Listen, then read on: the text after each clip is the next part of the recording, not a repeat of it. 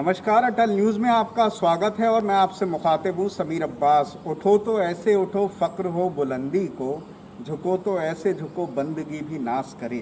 इंसान मुक़द्दर के साथ साथ अपनी मेहनत के साथ साथ अपनी मशक्क़त के साथ साथ तमाम बुलंदियाँ हासिल करता है, लेकिन अगर उसके अंदर सादगी रह जाए तो यकीनन बहुत बड़ी बात होती है।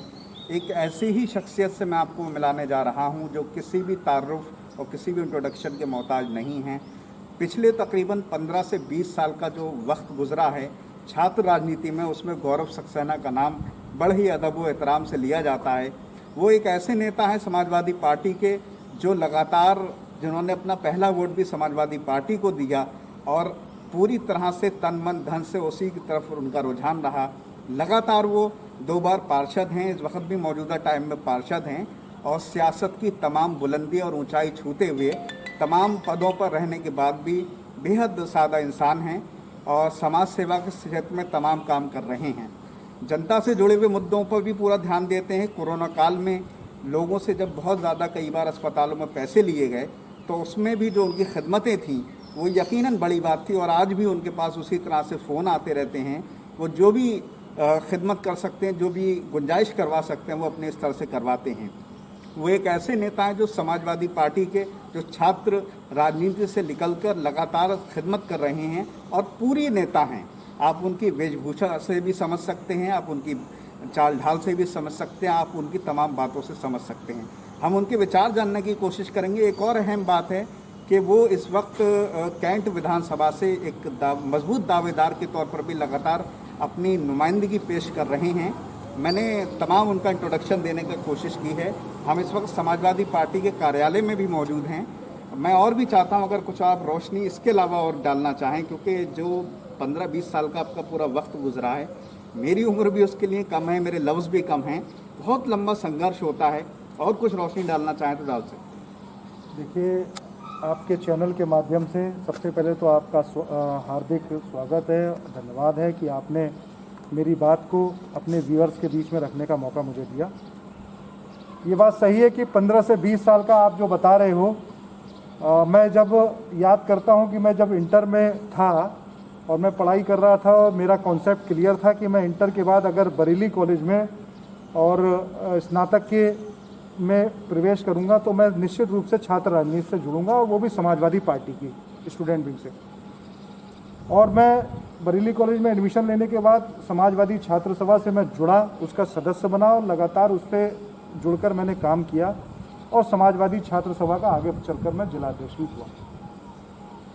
फिर उसके बाद में समाजवादी युवजन सभा का जिला अध्यक्ष हुआ और आज मैं समाजवादी पार्टी में महानगर का महासचिव हूँ और दूसरी बार अपने क्षेत्र से मैं पार्षद का चुनाव भी जीता हूँ। ये बात सही है कि जो स्टूडेंट पॉलिटिक्स होती है वो जो कहा जाता है कि राजनीति की नर्सरी होती है और आज के दौर में अगर देखने को मिलता है कि बहुत सारे लोग, मैं अगर कहना चाहूँ कि उद्योगपति, व्यवसायी, बड़े बड़े डॉक्टर्स आजकल शौकिया तौर पर राजनीति को अपना एक शौक मानकर राजनीति में हिस्सेदारी लेना चाहते हैं।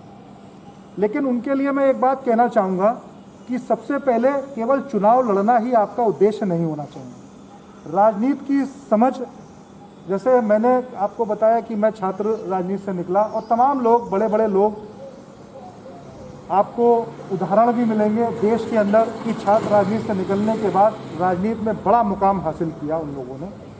तो हमें सीखने की ज़रूरत है। राजनीति में सीख कर बहुत कुछ हम आगे समाज सेवा कर भी सकते हैं। केवल एक हम शौक के तौर पर, क्योंकि राजनीति में लोग मानते हैं कि ग्लैमर है, तो उसको देखकर राजनीति की ओर आकर्षित होते हैं और राजनीति में चुनाव लड़ना चाहते हैं और चुनाव जीतकर जो है एक कि हम एमएलए बन गए, कि हम एमपी बन गए। लेकिन उससे पहले, सबसे पहले तो समाज सेवा की भावना आनी चाहिए। और जो व्यक्ति छात्र राजनीति से निकला होगा, युवा राजनीति से निकला होगा, राजनीति के हर पार्ट को पढ़कर अगर आया है तो मैं समझता हूँ कि वो बहुत अच्छे से राजनीति कर सकता है, समाज की सेवा कर सकता है।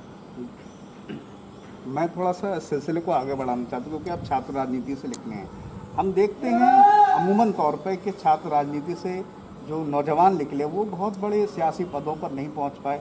उनकी जो सियासी सफ़र था वो पहले ही ख़त्म हो गया। क्या वजह लगती है? क्योंकि आपने तो लगातार बुलंदी हासिल की हैं और आगे बढ़ रहे हैं? नहीं, देखिए, ये बरेली का तो दुर्भाग्य है, लेकिन अगर हम देश का और प्रदेश की अगर बात करें तो तमाम ऐसे उदाहरण मिल जाएंगे। लखनऊ विश्वविद्यालय, इलाहाबाद विश्वविद्यालय, बनारस विश्वविद्यालय, तमाम जगह से बड़े बड़े नेता निकल के आए और जिन्होंने देश की राजनीति में एक अहम जिम्मेदारी निभाई, अहम भूमिका में रहे। बरेली का ज़रूर दुर्भाग्य है, जिसके लिए मैं कहना चाहूँगा कि राजनीति जो है बहुत ही पेशेंस का काम है। अगर आप में पेशेंस नहीं है तो मैं समझता हूँ कि राजनीति नहीं हो सकती। और राजनीति जो है, जिसके माध्यम से हम समाज सेवा करते हैं, 24 घंटे का आपको राजनीति में सक्रिय होने की आवश्यकता होती है। क्योंकि जब आप छात्र राजनीति से निकलते हो, युवा राजनीति कर रहे होते हो, तमाम समस्याएं लोगों के, छात्र नौजवानों के बीच होती हैं, घर परिवार की जिम्मेदारी होती है, वही समय करियर बनाने का होता है। ऐसे समय पर अच्छे के पैर उखड़ जाते हैं और वो उसका राजनीति से मोह भंग होकर वो अपनी जिम्मेदारियों के प्रति दूसरी ओर, चाहे वो नौकरी ज्वाइन कर लेता है, चाहे व्यापार में लग जाता है और राजनीति नहीं कर पाता। तो बहुत पेशेंस के साथ मेरे सामने भी बहुत तमाम समस्याएं आई, लेकिन मेरे पास ऐसी कोई बहुत ज़्यादा जिम्मेदारी नहीं थी घर की कि मैं राजनीति छोड़ देता। मेरा ये सौभाग्य मिला, मेरे परिवार ने मुझे सपोर्ट किया, मेरे लोगों ने मुझे सहयोग किया और मैं आज राजनीति के इस मुकाम पे हूँ कि मैं दूसरी बार अपने क्षेत्र का प्रतिनिधित्व कर रहा हूँ और आगे विधानसभा की मेरी दावेदारी है और मैं लड़ना चाहता हूँ बड़ा चुनाव। बस जब मैं इस ओहदे पर रहकर जनता की सेवा कर रहा हूँ तो मैं समझता हूँ कि अगले पायदान पर पहुँचकर क्यों ना बड़े स्तर से और ज़्यादा जो है सेवा की जाए। एक बहुत अहम सवाल हमारे हिंदुस्तान की राजनीति में, सियासत में देखा जाता है, जो जाति समुदाय से हट के नहीं पूछा जा सकता। आप एक अगली जाति से बिलोंग करते हैं, ताल्लुक़ रखते हैं। आमतौर पर ये माना जाता है कि जो इस तरह के जो अगली जाति के लोग होते हैं वो बीजेपी से उनका ख़ास संबंध होता है। आप फिर भी 20 सालों से लगातार समाजवादी पार्टी के लिए सेवा कर रहे हैं, कहाँ से ये भावना पैदा हुई? देखिए, बहुत अच्छी बात आपने ये पूछी है। अमूमन ये बात जो है लोगों तक पहुंच भी नहीं पाती मेरी। ये बात सही है कि अगली जाति के होने के बाद समाजवादी पार्टी में मैं कई पदों पर मैं रहा हूं, जबकि मैं काई समाज से आता हूं और बरेली जनपद की अगर बात करें तो काई समाज बहुता में जो है दूसरी पार्टी को ज़्यादा सपोर्ट करती है समाजवादी पार्टी की तुलना पे। लेकिन जब हम छात्र राजनीति के, मैं फिर से आपको वही बात कह रहा हूँ, जब हम छात्र राजनीति से निकलते हैं या छात्र राजनीति करते हैं तो वहाँ जाति, धर्म और भेदभाव कोई बहुत ज़्यादा मायने नहीं है। हमारा काम प्राथमिकता होती है। मैं अगर अपनी बात करूं व्यक्तिगत तौर पे, मैं छात्र सभा का जिला अध्यक्ष हुआ और युवजन सभा का जिला अध्यक्ष हुआ। ये केवल और केवल बरेली जनपद के अंदर मुझे ही गौरव हासिल है कि अगली जाति का होने के बाद मैं 2 पदों पे जिला लेवल का पदाधिकारी रहा, छात्र राजनीति भी की और यूथ की राजनीति भी की। तो मैं समझता हूँ कि अगर आप में इच्छा शक्ति है, अगर आप काम करने का आप में मादा है, आप में नेतृत्व की क्षमता है, तो वो कोई भी दल हो सकता है। दूसरी बात, मैं समाजवादी पार्टी की एक खूबसूरती, जिस कारण से मैं समाजवादी पार्टी में शुरू से छात्र जीवन से मैं समाजवादी पार्टी में जुड़ गया, समाजवादी पार्टी की ये खूबसूरती है कि समाजवादी पार्टी में आपको हर धर्म, हर जाति के लोग बहुत ही प्रेम के साथ एक दूसरे के साथ समन्वय बनाते हुए राजनीति करने का काम करते हैं। जबकि दूसरी पार्टियों की अगर हम बात करें तो वो फूट डालो और राज करो की में काम करते हैं। अब आप बताइए, अभी जैसे कि कोरोना काल हुआ, मैं प्रैक्टिकल बात आपको बता रहा हूँ, कुछ लोगों ने इस तरह की भावनाएं पैदा कर दी कि ये इस धर्म का है, इस जाति का है, इस सब्जी वाले से सब्जी मत खरीदो, इस फल वाले से फल मत खरीदो, ये अगर हमारे गली में घुसेगा इसको रोको, इसको अपमानित करो। अब आप बताइए कि उसकी क्या गलती है? वो बेचारा मजदूरी करता है, सब्जी बेचता है, फल का ठेला लगाता है, मेहनत करके अपने बच्चों को पालता है। उसने कौन सा गुनाह कर दिया? जो वो फल लेके आया था, क्या उस फल की कोई धर्म हो गया? उस फल की कोई जाति हो गई? उस सब्जी की कोई जाति हो गई? ये तो हम लोग, वो लोग बना रहे हैं जो लोग इस तरह की राजनीति करते हैं, भेदभाव की। मैं समझता हूँ कि समाजवादी पार्टी एक ऐसा दल है जिसमें अगड़े भी हैं, पिछड़े भी हैं, दलित भी हैं, हिंदू, मुस्लिम, सिख, ईसाई, सब लोग जो है एक समाज सेवा की भावना के साथ। हमारे राष्ट्रीय अध्यक्ष अखिलेश यादव जी हैं, आप जब उनसे मिलेंगे, मैं समझता हूं कि समाजवादी पार्टी को जो लोग दूर से देखकर उसके प्रति जो है खराब भावना रखते हैं, मैं उनसे अनुरोध करूंगा कि एक बार समाजवादी पार्टी के राष्ट्रीय अध्यक्ष जी से मिलें, उनके विचारों को सुने, तब मैं समझता हूं कि उन लोगों की, जो लोग ये फूट डालो और राजनीति करो, सांप्रदायिक भावनाएं भड़काने वाले जो लोग जो हैं, वो निश्चित रूप से उनकी भावनाएं बदल जाएंगी। और राजनीति होनी चाहिए विकास के लिए, राजनीति होनी चाहिए रोजगार के लिए, राजनीति करनी चाहिए शिक्षा के लिए, राजनीति करनी चाहिए अस्पताल बनवाने के लिए, चिकित्सा के लिए। आज राजनीति के मुद्दे बदल गए। आज राजनीति के, ये केवल मैं समझता हूँ कि हिंदुस्तान एक ऐसा देश है जहाँ पर राजनीति के मुद्दे चुनाव के टाइम पर दूसरे कर दिए जाते हैं, जबकि जो हमारी मूलभूत आवश्यकता हैं, बिजली, पानी, इन सब की बात हम लोग क्यों नहीं करते, सड़क, इन सब की बात हम क्यों नहीं करते, रोजी रोटी की बात हम क्यों नहीं करते। ये मुद्दे होने चाहिए। और मैं समझता हूँ कि हमारी समाजवादी पार्टी के राष्ट्रीय अध्यक्ष माननीय अखिलेश यादव जी की सोच यही है, उनका विज़न यही है। और आज नहीं तो कल मैं समझता हूँ पूरा देश इस बात को समझेगा, वो देश के राजनेता बनकर उभरेंगे। बस दो आखिरी के सवाल हैं।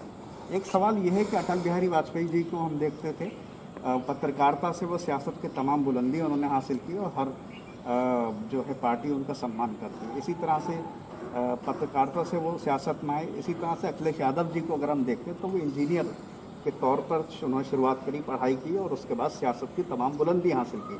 तमाम गुण भी हैं, पारिवारिक पृष्ठभूमि भी है। जो नौजवान हमारे आज के हैं, उनके लिए किस तरह का आप पैगाम और मैसेज देना चाहते हो, जो पढ़ाई लिखाई में इंजीनियर, डॉक्टर या इस तरह के नौजवान हैं और वो सियासत की तरफ अपने कदम बढ़ाना चाहते हैं? देखिए, मैं समझता हूँ कि सियासत ही एक ऐसी चीज़ है जो हर चीज़ के रास्ते तय करती है। हम लोग, आज के नौजवान, बहुत सारे लोग इससे बचना चाहते हैं। मैं समझता हूँ कि कोई भी हिस्सा, कोई भी चीज़ राजनीति से अछूता नहीं हो सकती। राजनीति में ज़रूरत है पढ़े लिखे अच्छे विचार के नौजवानों की। मैं समझता हूँ कि उन्हें आना चाहिए, अपना नेतृत्व गुण विकसित करना चाहिए। आज अगर अच्छे नौजवान राजनीति में आएंगे, आगे आएंगे, देखिए पहले छात्र संघ के चुनाव हुआ करते थे समाजवादी पार्टी की सरकार में, बसपा की सरकार आई, उसने बैन कर दिए। भारतीय जनता पार्टी की सरकार आई, अभी तक कोई उसकी छात्र संघ की बात नहीं हुई। छात्र संघ के चुनाव होते थे, आप समझ लीजिए छात्र संघ का चुनाव वही नौजवान लड़ेगा जो जिसका जो है डिग्री कॉलेज में एडमिशन होगा, विश्वविद्यालय में एडमिशन होगा, जो स्नातक कर रहा होगा, परास्नातक कर रहा होगा। वो पढ़े लिखे लोग जो छात्र राजनीति से निकलते हैं, उनमें नेतृत्व की क्षमता होती है, वो आगे चलकर इतिहास बनाने का मादा रखते हैं। मैं समझता हूँ ऐसे नौजवानों को आना चाहिए, राजनीति से किसी प्रकार का कोई परहेज नहीं करना चाहिए। एक आखिरी चीज़, व्यक्तिगत आपकी ज़िंदगी से जुड़ी हुई, आप बड़ी 24 घंटे समाज सेवा में लगे रहते हैं, 2 बार पार्षद भी आप लगातार रहे हैं। अपने मनोरंजन के लिए कभी वक्त निकाल पाते हैं, और अगर निकाल पाते हैं तो किस तरह अपना एंटरटेनमेंट करते हैं? देखिए, ये तो बहुत अच्छी बात कही कि मनोरंजन के लिए मनोरंजन बहुत ज़रूरी चीज़ है और इससे आपका जो है मन और मस्तिष्क अच्छा रहता है। अमूमन मुझे कुछ अच्छी फिल्में देखने का शौक़ है, लेकिन समय नहीं मिल पाता। तो आजकल जो आप देखते हैं कि मोबाइल पे भी जो है हम लोग देख सकते हैं, तो जब जब समय मिलता है तो अच्छी फिल्में मैं देखता हूँ। अच्छी किताबें पढ़ने का भी बहुत शौक़ है, क्योंकि मैं समझता हूँ कि ज्ञान अर्जित करने की कोई उम्र नहीं होती। जिस उम्र में भी और जिससे भी ज्ञान मिले आपको लेना चाहिए। अच्छे ज्ञान की हमें हमेशा ज़रूरत होती है। और बाकी पहले मैं बैडमिंटन भी खेला करता था, क्रिकेट का भी शौकीन था, लेकिन अब आजकल जो है समय ना मिल पाने के कारण वो शौक़ कहीं ना कहीं जो है मुझे दबाना पड़ा। आजकल यही फिल्में, कभी कभी महीने में एक आध फिल्म देख ली, कोई अच्छी मूवी आई तो, और कुछ गाने सुन लिए कभी, इसी तरह से मनोरंजन करके। और बाकी सबसे अच्छी बात तो ये है कि अच्छे लोगों के से मिलते रहिए, अच्छी चीज़ें सीखते रहिए, और सबसे अच्छा जब मन होता है आप जब किसी दूसरे की मदद करते हैं, किसी भी व्यक्ति की। मेरा एक आपके चैनल के माध्यम से सभी जितने लोग इसको देख रहे हैं, मेरा सभी को एक अनुरोध है कि आप, हर व्यक्ति अपने लिए तो, अपने परिवार के लिए तो सब लोग करते हैं, लेकिन कभी किसी ज़रूरतमंद के लिए, किसी दूसरे व्यक्ति के लिए, किसी अनजान के लिए कभी एक बार मदद करके देखिए। आपको दिल में बहुत तसल्ली मिलेगी, आपको बहुत अच्छा लगेगा। बहुत सारी शुभकामनाएं हैं आपके भविष्य के लिए। धन्यवाद, बहुत बहुत धन्यवाद। तो हमारे साथ थे गौरव सक्सेना जी, जो लगातार सियासत की तमाम बुलंदी छूते हुए आगे बढ़ रहे हैं।